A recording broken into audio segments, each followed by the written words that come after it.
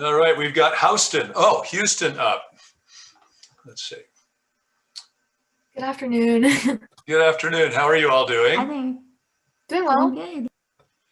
I'm glad we're having a chance to chat here today. I don't know if you know the format here all that much, but I've had a chance to review your poster session as well as all your final report information and things along those lines. So this session is really an opportunity for me to ask you any questions in areas that I maybe don't understand, or maybe to also kind of toss you any feedback that you may be looking for as well. Okay, and we have about 15 minutes, maybe 14 minutes before the next team comes on that I've got to take a look at today.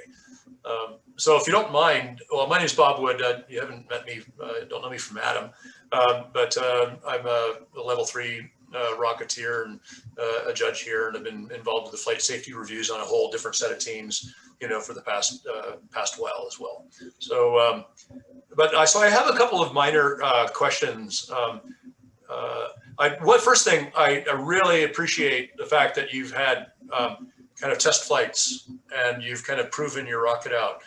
That's actually really important. There's a lot of teams that have not had a chance to fly their rockets. I guess one of my questions is, what is the kind of the key things that you've learned from your test flights so far, and how is that reflected in any changes to your design or configuration?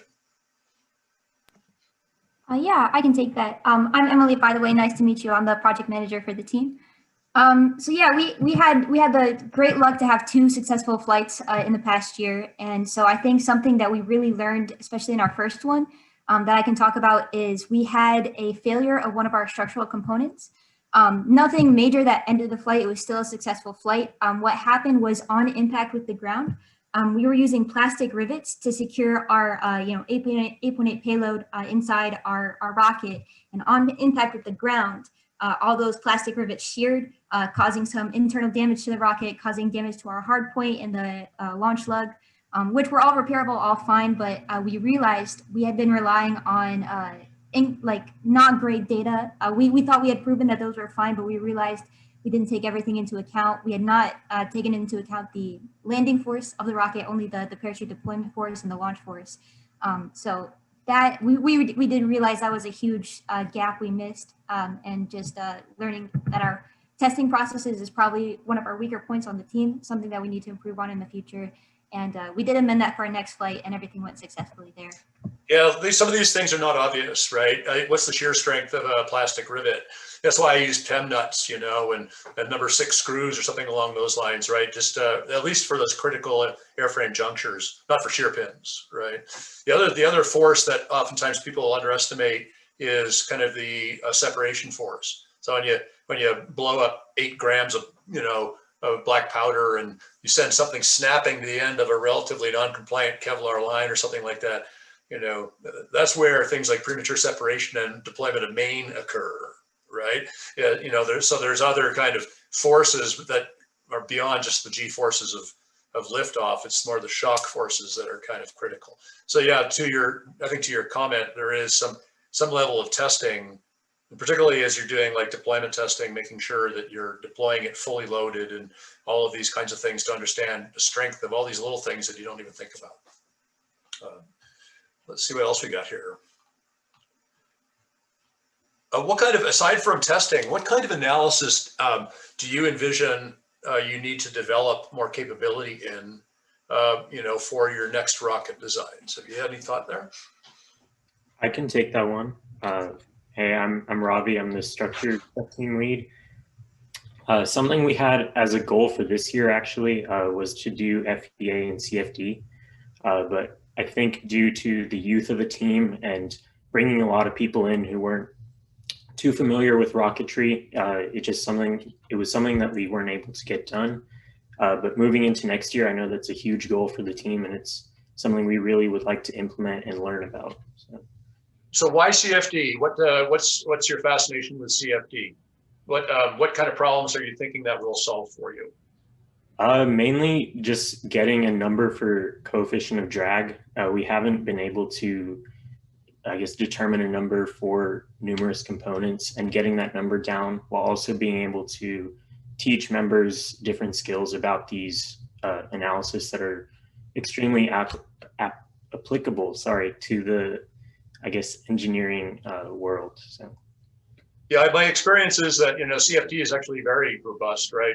But a lot of the times it doesn't really come into play until you start getting up above Mach 2, and getting into those realms where kind of airflow just does really, really weird things, right? Mm-hmm. Sometimes it's just basic models on fin drag and nose drag and base drag will suffice. But if you're really trying to hit a target, exactly hit a target, and of course you figured out how to dial in your motor and all that, yeah, having a firm handle on drag is a key thing. Of course, iterative flights can help you with that too, right?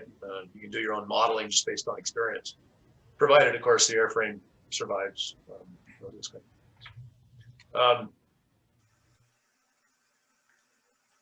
of when you think about trade-offs between SRAD and commercial off-the-shelf parts, what kind of trade-offs were you doing kind of at the system design level?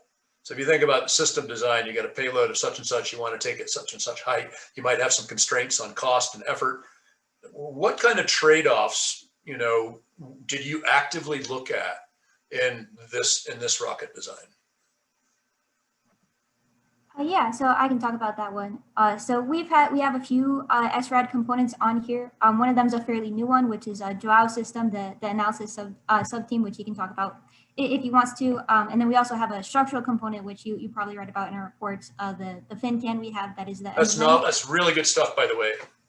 Thank you. Yes. Yeah, we're really proud of it. Yeah. But yeah, we would love to do more SRAD in the future. In fact, we're in the development of that analysis system to hopefully in the future work on an SRAD flight computer. We're starting looking into research of SRAD motors. We really, really, really want to do that. But I think we didn't go full throttle on that this year because exactly what Ravi said, our team is pretty young. So our focus this year was to continue working with Oberon, which was a COTS rocket we've used in the past. Get everyone to understand what's going on there, get everyone super familiar with it, get some launches in so we know what's happening, how to launch a rocket, because while that knowledge was there on the team, it was very centered with just a few people.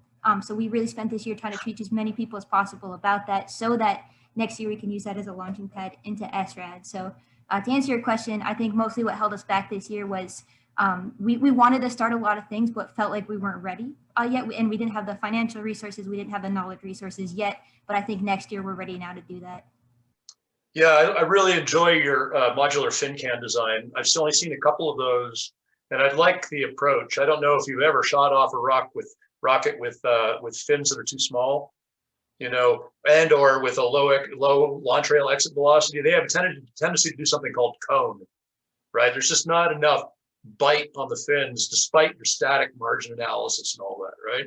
And so the ability to tune a rocket by putting on larger, or maybe starting with large and going smaller to kind of reduce your drag profile and do iterative flight testing that way, that's actually a significant advantage. I know you probably got into it initially to deal with broken fins, right? And as opposed to figuring out how am I going to, auger away all the old bits and put in new ones and make it strong. So I really like your modular fin design. Perhaps for next year, you can think about how you might use that in a series of tests, or even a series of wind tunnel kind of experiments to understand drag using different fins, rather than having to fab up a whole new airframe or fin can for each iteration. So food for thought for you.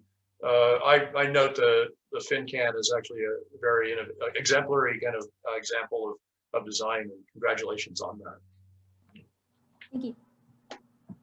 I don't know if I have too much else. I think the only feedback I have is, yes, continue to push on getting more and more into SRAD components, because as the scoring goes, a lot of the weight is towards how much innovation is in the rocket.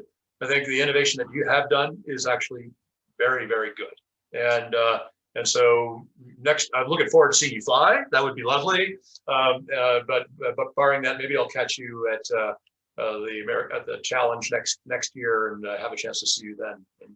And in the meantime, have a lovely summer and stay cool and enjoy the rest of the conference. And I'll look forward to catching up with you again, unless there are any questions that you might have. All righty. Adios. Thank you. Thank you so much. Have a good day. Yeah, you too. Bye now. Thank you. Yeah, Thank bye. you.